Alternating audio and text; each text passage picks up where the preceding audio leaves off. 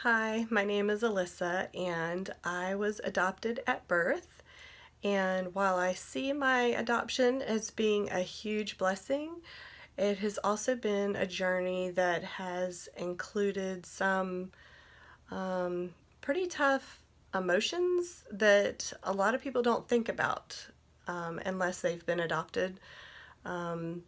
And so I would like to share a poem that God gave me a few years ago that summarizes my journey, and I hope it is helpful to some of you who haven't thought about maybe some of the difficult things that adoptees deal with. So, the name of the poem is His Own. I don't remember the day or the hour, but I do recall the elusive power of knowing that out there somewhere unknown was the woman, the mother, in whose womb I'd grown. I thought about her day and night and prayed that I just might get to meet her face to face and give her a long awaited sweet embrace. Out in public, I'd look all around, wondering if she could be found. I searched for a familiar face here and there, paying close attention to those with red hair. While I waited, there were lots of questions.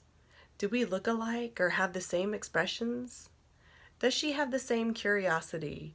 Or most of all, does she even love me?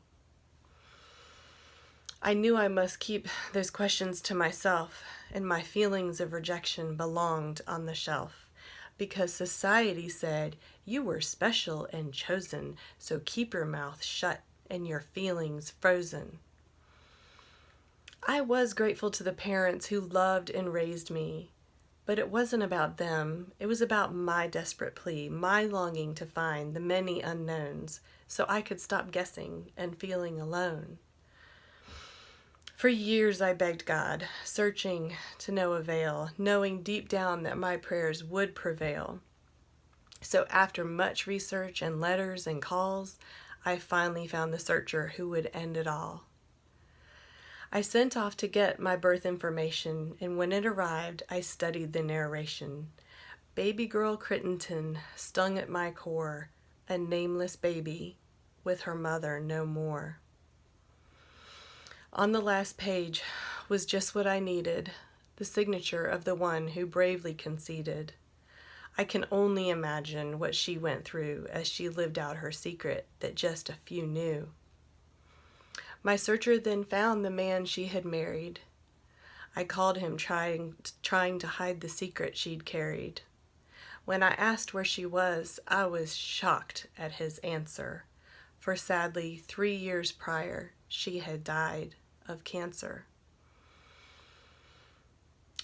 So I told him the truth about how she was my mother, but he denied it and said it must be some other, because the Carol he knew loved her children too deeply that to give one away would not have been easy.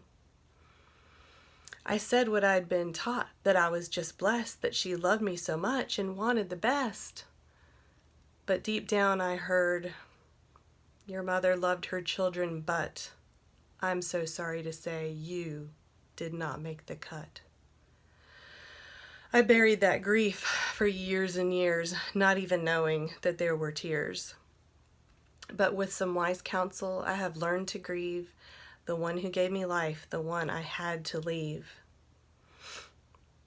I know that the enemy has whispered lies in my ear about how I'm not wanted, about how I should fear rejection from those who are closest to me. But I'm here to tell you, God's setting me free. He whispers truth to my spirit, telling me that I'm wanted, that I should reject those lies that have kept me haunted.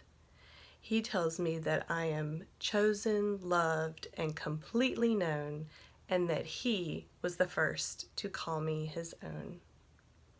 Thank you for letting me share.